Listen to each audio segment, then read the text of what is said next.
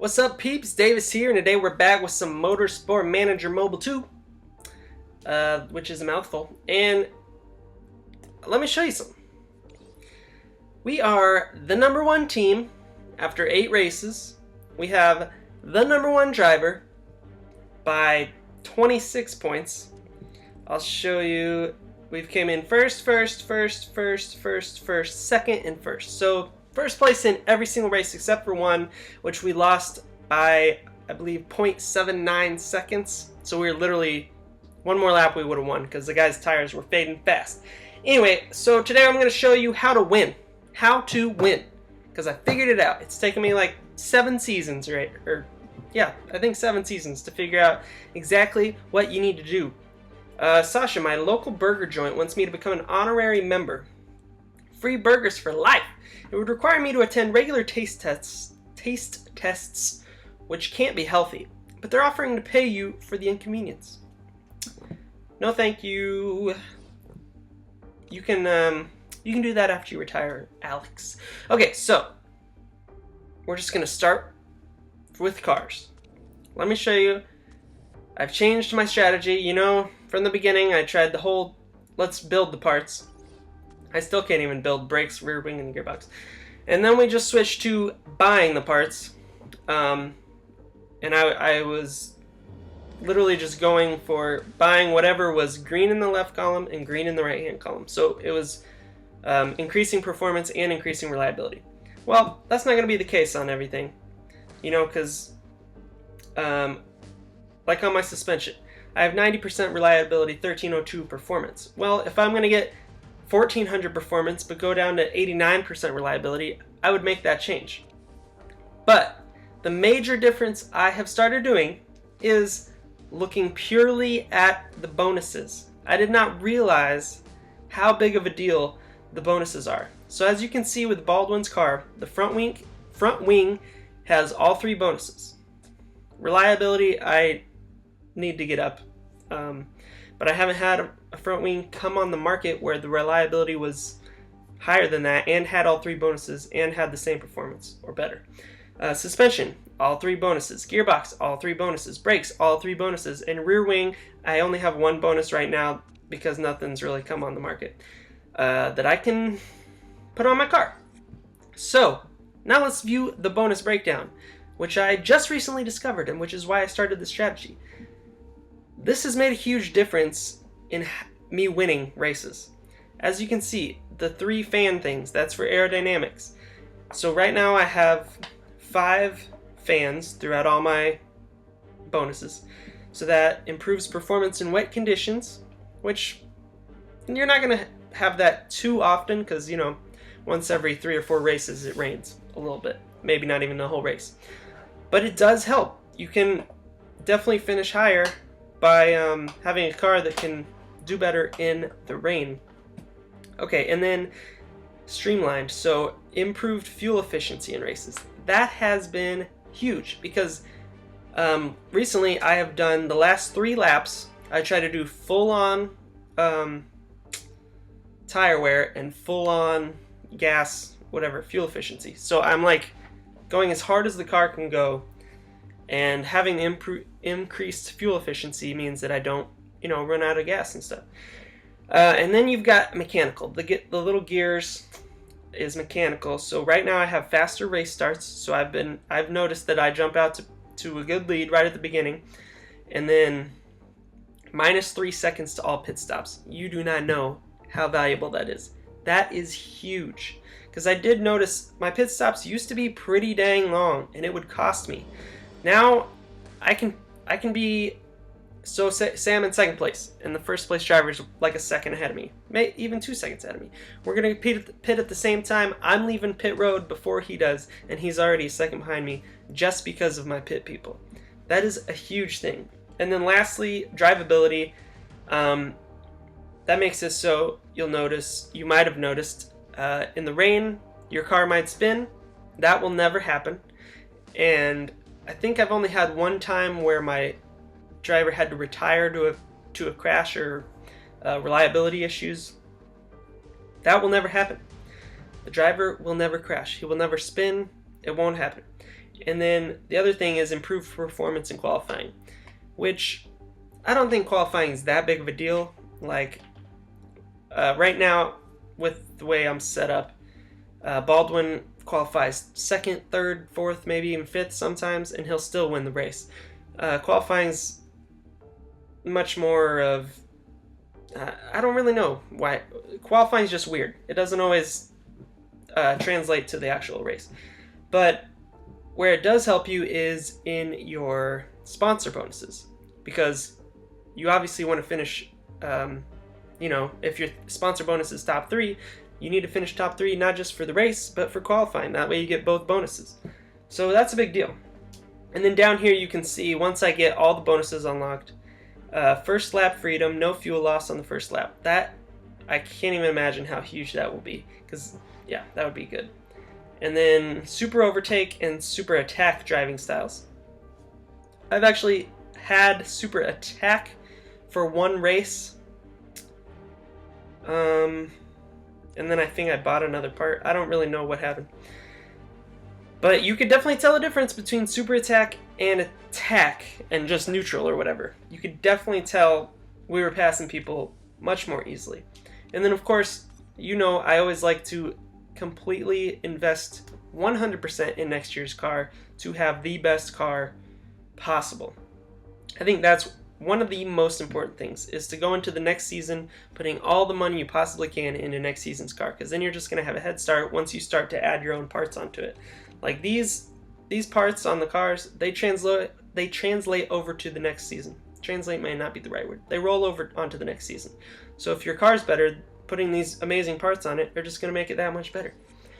And then onto the drivers. I think I've already discussed this strategy. Simona Milani, I got her just because she was like the cheapest driver that actually wanted to come race for me.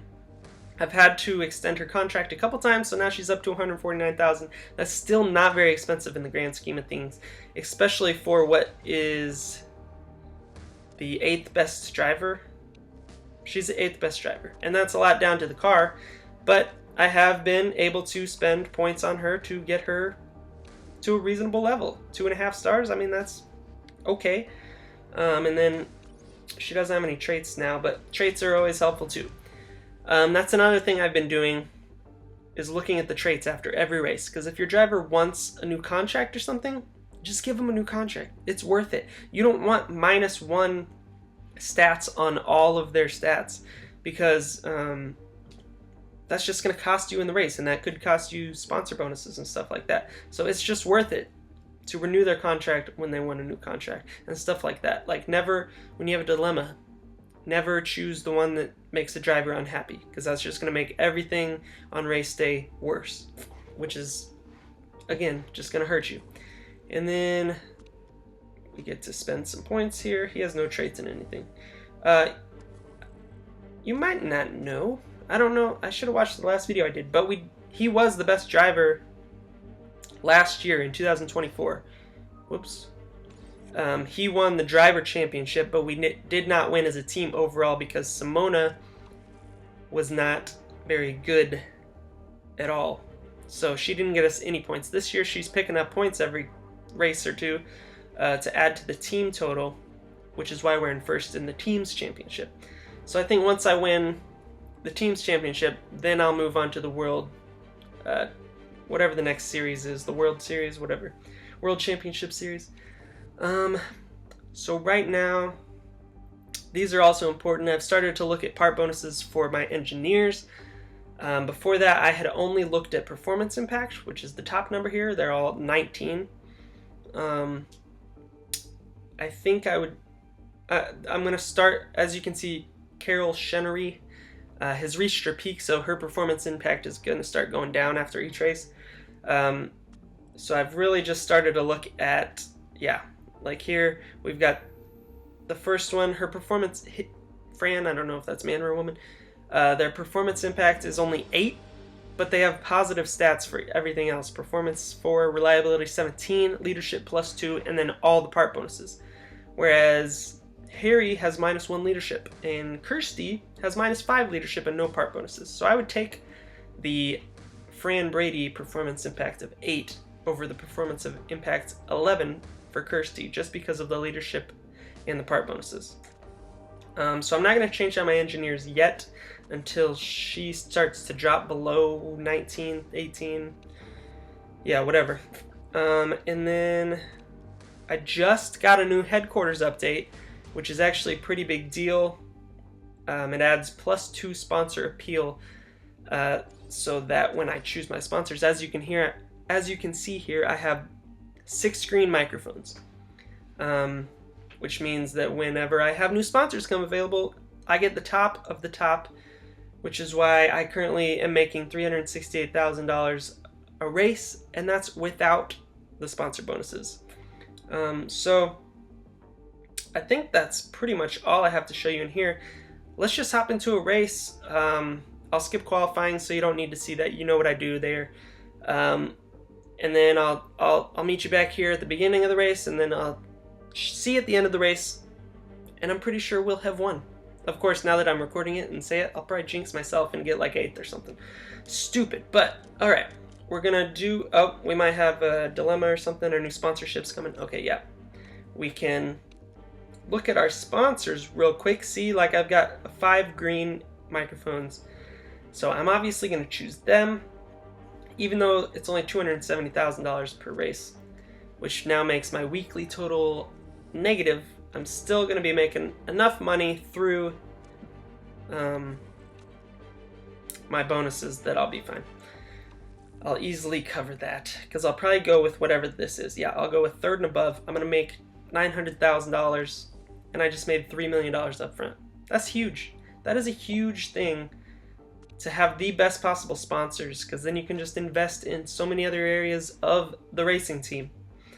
So here we go. We're going to go to Sydney. I'm going to go qualify. I'll see you guys at the beginning of the race. So there you go. We're qualified in 1st. And in 5th, so that's pretty dang good.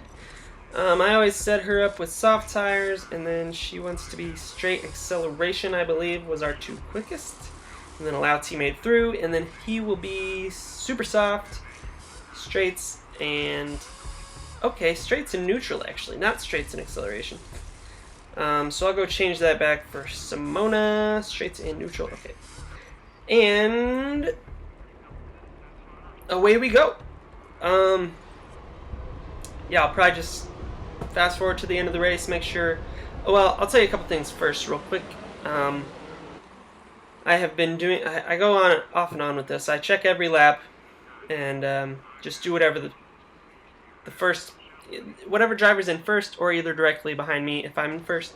I do whatever their strategy is, so attack, overtake, whatever. I check that every lap. And then the other thing I've been trying to do is, you never want to pit with 3 laps or less to go, because you're just going to completely screw yourself. You don't give yourself enough time for your tires to get you back up to where you were.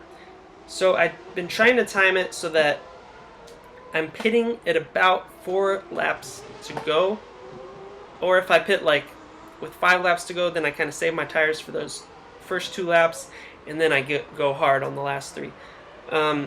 So that way I can always finish the race going as strong as I possibly can to do battle with whoever's trying to catch me or whatever. So yeah, that's my strategy lately. We'll see if it pays off this race. I'll see you guys at the finish. So as you can see, we are in 2nd place by about 3 seconds, but I've been keeping myself at yellow. Eesh. My strategy is yellow because, as you can see, his tires are way more worn than mine are, and so if at the start of next lap, I'm going to go hard, and we should be able to catch him up with our excess fuel and our better tires. Let's just see what he's doing. He's yellow-red, so we're gonna come after him hard here, and we're gonna see if we can do it. All right. Milani's not too important. Okay, so now he's kind of stretching it out. He's up to like 4 seconds. But we're closing the gap, maybe. Oh, man. I really think we should be able to catch him, though, because his tires, he's at like 25%. We're like 50%. Well, we're at 45%. Whatever.